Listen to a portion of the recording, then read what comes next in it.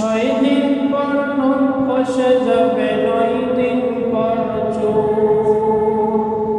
কবর গায়ের সামান নিতে কইল না কেউ ভুল। কবর জায়গা ভালো নয়, কবর জায়গা ভালো নয়।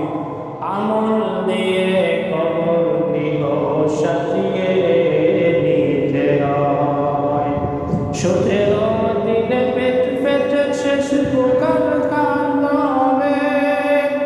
60 দিন পর হুঁশ থাকবে না, কঙ্কাল পরে রবে। 90 দিনে হাড়গুলি সব,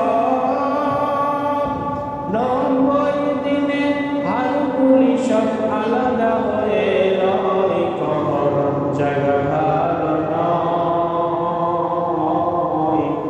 আমল দিয়ে কবর নিহ সাজিয়ে